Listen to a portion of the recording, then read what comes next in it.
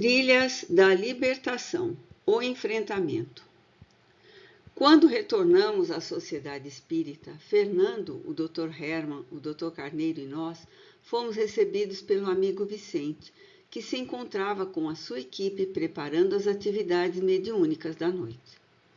Por ele, soubemos que Alberto, quase totalmente recuperado, volvera ao lar, para a alegria de Dona Armênia e dos demais filhinhos. O amigo espiritual, destacado para dar assistência ao senhor Frederico, informara que também ele encontrava-se em processo de renovação. Tomara conhecimento da agressão que perpetrara e, lúcido, assumiu o propósito de mudança de conduta. Sob tratamento médico e assistido espiritualmente, começou a pensar em Deus e a orar, sinceramente arrependido, o que facilitou a tarefa de manter dele distantes os adversários desencarnados. Havia possibilidade de recuperação a médio prazo, pois que a cada dia seu ânimo era mais promissor. Igualmente soubemos da boa disposição de Raulinda, que ainda não se dera conta do processo de gestação, havendo melhorado emocionalmente e se resolvido por uma positiva alteração de conduta mental. Trabalhadores dedicados encarregavam-se de fortalecer as redes de defesas vibratórias e aparelhos especiais eram dispostos em pontos estratégicos da sala para eliminar as ondas mentais, as idioplastias e os vibriões que são exteriorizados pelos espíritos sofredores, pelos perversos, pelos técnicos em obsessão. Fôramos informados antes que naquela noite teríamos um enfrentamento programado com o ministro do Soberano das Trevas. Assim, as diligências providenciais eram minuciosas. Enquanto isso, vimos adentrar na sala principal do edifício, onde se realizavam as palestras e estudos públicos, Guillaume, ainda abatido. Sentou-se alheio à movimentação e permaneceu em choro silencioso. Porque houvesse tempo suficiente, dele me aproximei e o envolvi em ondas de fraternidade. Reconhecendo-me, externou sua consternação diante dos últimos sucessos com Davi e Adelaide. Sentia-se em conflito, supondo-se de alguma forma responsável pelas aflições que foram desencadeadas sobre ambos. Sensibilizado com o seu drama, intervim esclarecendo. Somente nos acontece o que é de melhor para o nosso progresso eterno, quando sabemos disso, retirar a boa parte. A desencarnação de Davi foi providencial para ele e os familiares. Na conjuntura em desdobramento, naquele instante, ele poderia ter se tornado um homicida ou haver sido vítima de assassinato. Mediante o infarte, tudo transcorreu sem mais amplos, significativos problemas, não gerando futuros efeitos danosos para ninguém. Quanto ao drama de saúde que se exterioriza em Adelaide, ei-la expungindo os gravames do passado, sem a responsabilidade negativa de qualquer cobrador. As divinas conjunturas apresentam-se em clima de paz, felicitando os endividados com a oportunidade de reparação pela dor, por se haverem negado a ação do amor. Deixamo-lo absorver as ponderações por um pouco e logo prosseguimos. Quando da sua comunicação, você foi aconselhado a não se transformar em cobrador, porque essa é tarefa da vida, e assim sucedeu. Não há, pois, razão para lamentações inúteis ou novas crises de consciência. Agora, será lícito crescer espiritualmente para auxiliá-la, assistindo-a com os recursos possíveis e minorar-lhe as aflições por meio da inspiração frequente e da doação de energias saudáveis. Para consegui-lo, é necessário esforço e devotamento em favor de você mesmo, auto-iluminando-se e aderindo a um labor dignificante, no qual supere os impedimentos do egoísmo, os melindres que se derivam das imperfeições, ampliando a capacidade de amor e de serviço. Na razão direta em que adquira valores éticos e títulos de enobrecimento, mais poderá ajudar e assim retribuir o mal de que foi vítima com todo o bem que lhe cumpre fazer. Guillaume escutou contrito, interessado, e agradeceu, indagando como poderia começar o programa de autorrenovação. Sugeri-lhe recorrer ao irmão Vicente, em cujo núcleo de ação sempre haveria lugar para candidatos ao progresso. O relógio assinalava 20 horas. Os membros habituais da reunião haviam chegado sem bulício e se encontravam nos seus lugares de sempre. Respirava-se uma psicosfera de paz. Lidas as páginas consoladoras e educativas da doutrina espírita, o presidente Almiro proferiu a prece de abertura das atividades. Tomando a delicada aparelhagem mediúnica de Dona Armênia, o irmão Vicente entreteceu breves considerações e apresentou as instruções a respeito dos compromissos estabelecidos para aquela noite, especialmente se referindo aos espíritos que viriam à psicofonia. A união de pensamentos, graças à identidade de objetivos, permitia um clima psíquico superior, condição indispensável ao êxito de tentame com tal magnitude. A primeira comunicação ocorreu por intermédio de Raulinda. Externando mágoa e rebeldia, o adversário deblaterou, agressivo, ameaçando recuar no processo da reencarnação, provocando o aborto espontâneo. A médium semiconsciente, enquanto exteriorizava a comunicação, tomava conhecimento da própria gravidez. Inspirado pelo irmão Vicente, Almiro dirigiu-lhe palavras de consolação e esperança.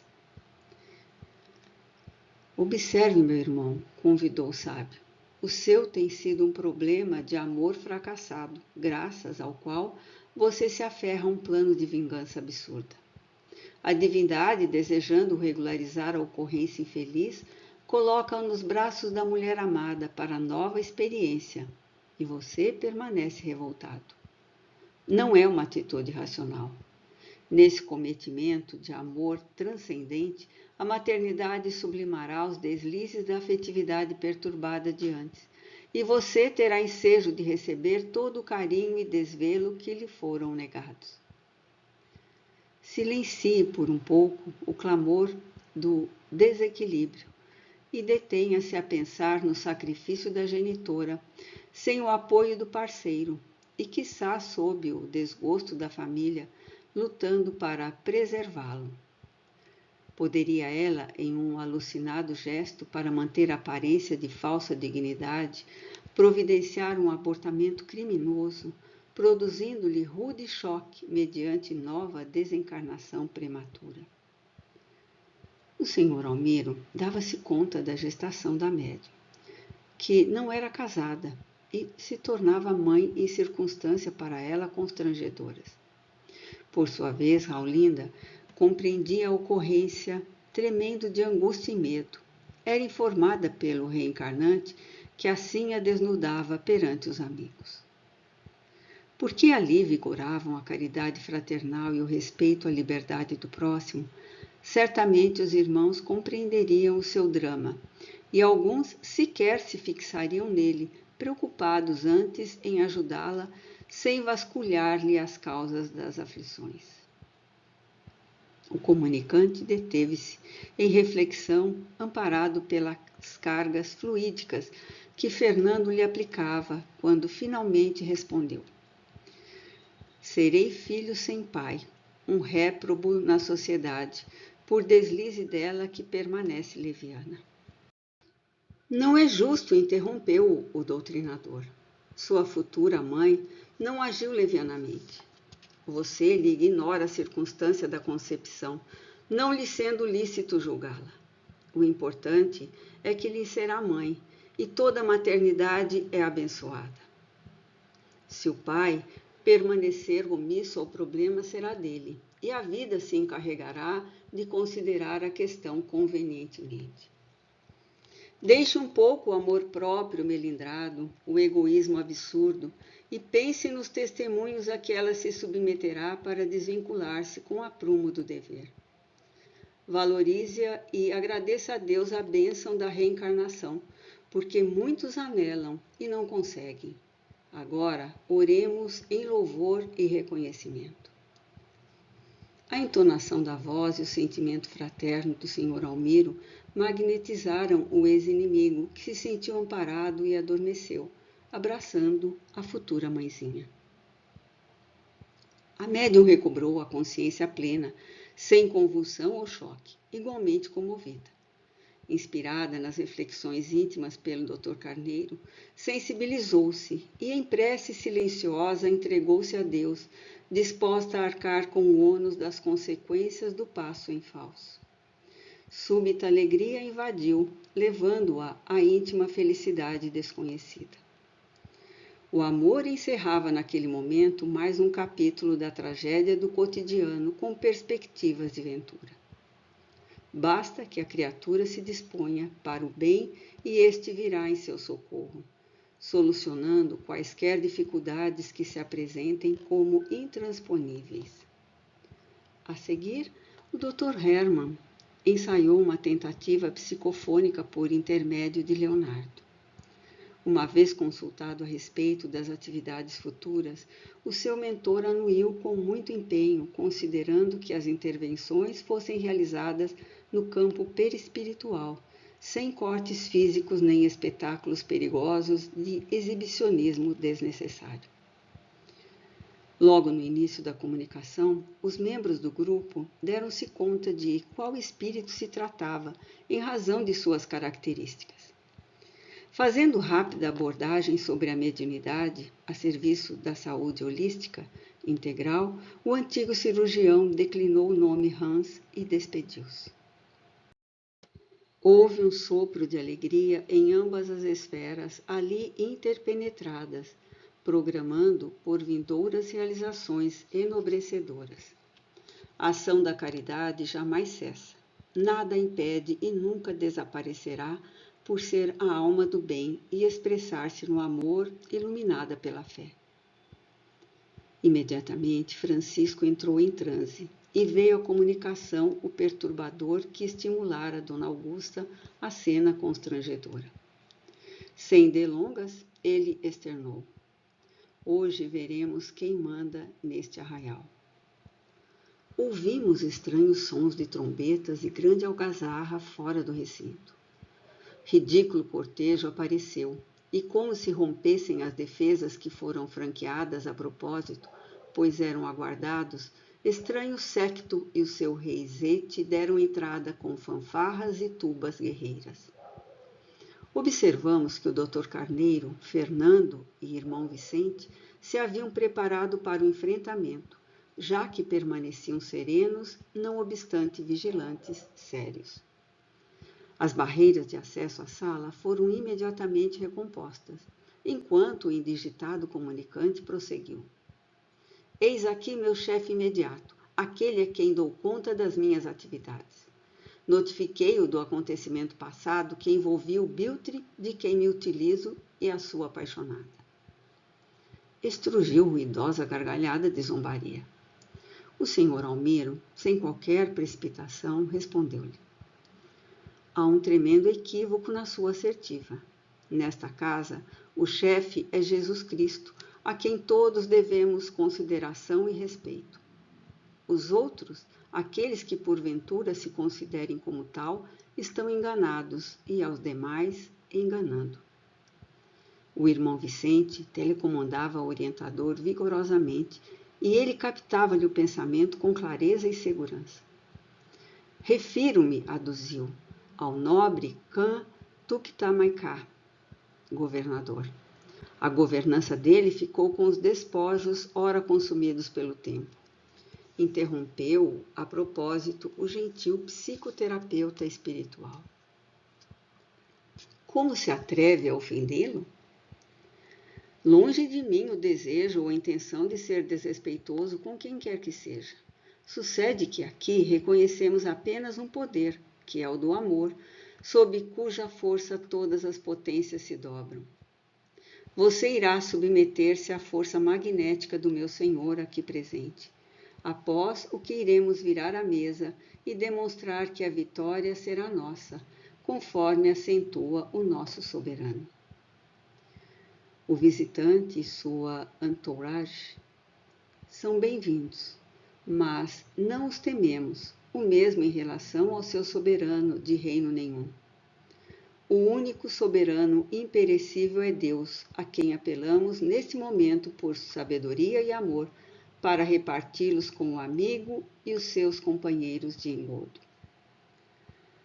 A súcia espiritual, vendo o chefete espumejar, golpeava o ar, produzindo alarido ensurdecedor, objetivando quebrar a harmonia psíquica do trabalho, para assaltar de improviso os médiuns e levar pânico aos assistentes. Haviam vindo com planos inferiores de violência e atrevimento. No entanto, a equipe estava preparada para a pugna, com as armas da oração e da caridade, que são insuperáveis. Os participantes compreenderam a magnitude do momento e mais se recolheram em comunhão com os espíritos nobres, mantendo a harmonia do conjunto. O médium Francisco ergueu-se sob a ação do galhofeiro ameaçador, que aumentou o volume de voz, como querendo intimidar, no que foi severamente repreendido. Sente o médium e comporte-se. Não somos surdos, nem receamos falsas posturas enxertadas de bravatas sem sentido. Ordeno-lhe que se comporte. A emissão da voz fez-se acompanhada da onda de energia vigorosa, e embora titubeasse, o agressor eludiu, justificando-se. Sentarei porque quero. Ninguém me dá ordens, além do meu chefe. Meu amigo, reconsidere sua posição. Em verdade, você teme aquele a quem falsamente denomina como seu chefe, por ser-lhe servil e porque ele o submete ao seu talante, usando dos velhos truques hipnóticos ou arremedos magnéticos. Este é o momento de você libertar-se dele e dos seus sequazes. Não tema, aqui é a segurança, onde ele jamais o alcançará. Não só ele, mas seja quem for. Todos entram aqui por anuência dos nossos mentores que os aguardavam. O problema será conseguirem sair. Pense nisso. E se duvida, permaneça observando os próximos acontecimentos. Surpreendido com a altivez do irmão Miro e observando o siberiano esbravejante, sem qualquer perturbação nos trabalhos, ele pareceu vacilar, gaguejou enquanto o diretor concluiu. Jesus o tem esperado e o recebe com carinho, porque preferir o medo, a sombra, o ódio, o desgoverno, à paz, à luz, ao amor e ao equilíbrio? Só você pode eleger. Compare o que tem tido com o que lhe oferecemos e decida-se. Agora ou só muito mais tarde, porquanto oportunidade como esta não se repete com facilidade. E mesmo quando volte a ocorrer, as circunstâncias serão outras, piores. Naquele instante, os amigos espirituais envolveram-no em uma diáfana claridade que o reconfortou, asserenando-o como se fora um bálsamo etéreo. Tomado de emoção inusitada, ele baqueou, exclamando: Rendo-me, não aguento mais esse cativeiro. Tenho ânsia de liberdade. Ajude-me, Deus.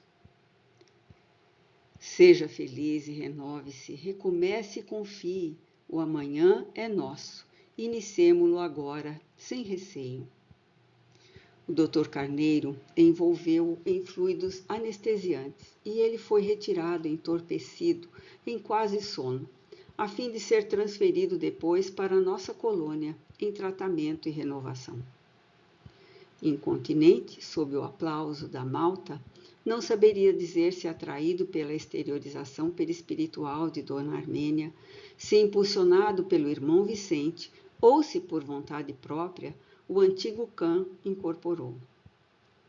Tomando ares de importância, levantou a médium, olhou desafiadoramente os membros da reunião e, tentando descarregar energia perturbadora, qual ensaiara no encontro com Fernando, falou com os dentes rilhados. Parece que encontrei alguém com quem vale a pena lutar.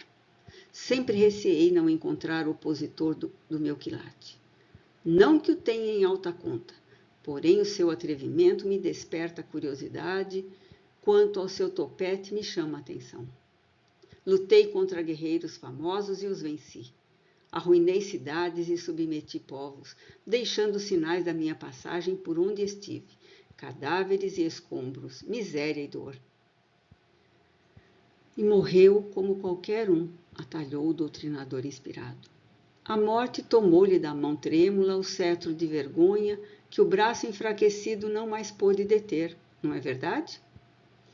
E chegou ao mundo espiritual vencido, sem arrogância, odiado pelas incontáveis vítimas que o não pouparam ao vandalismo da desforra.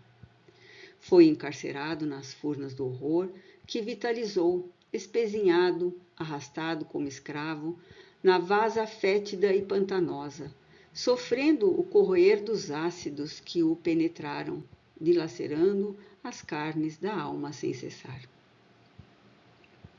Aquele que não poupa o seu próximo não é poupado da expiação a que se atira. Libertei-me e aqui estou para fazer justiça.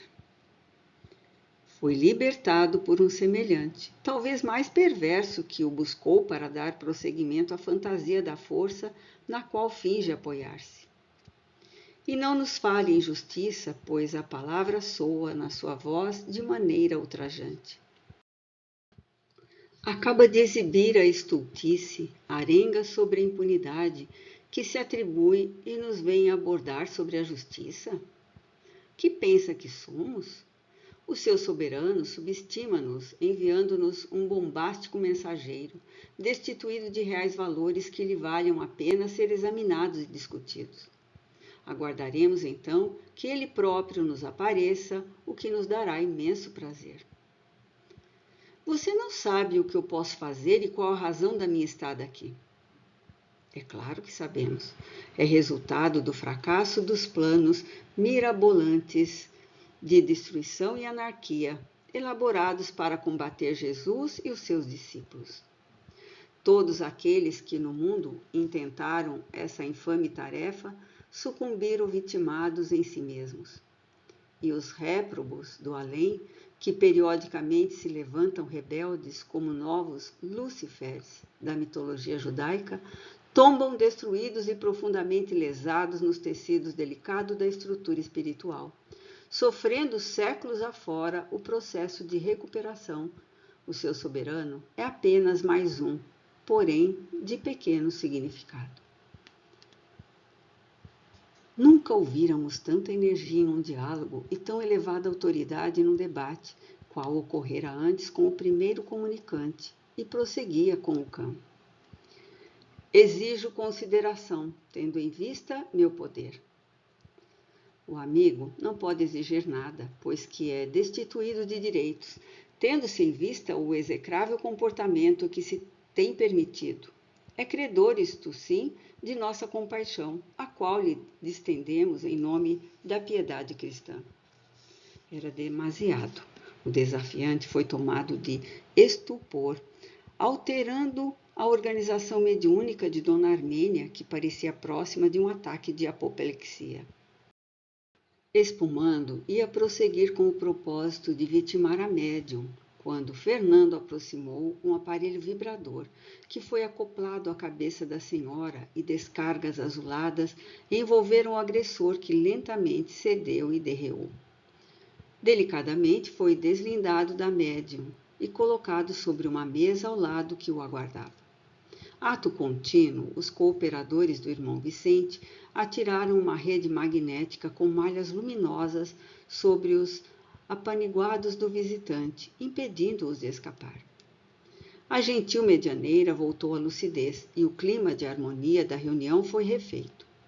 O irmão Vicente, jubiloso, inspirou o senhor Almiro a encerrar a atividade mediante aplicação de passes nos médiuns, que foram objeto das comunicações penosas, o que foi realizado por cooperadores experientes no mistério.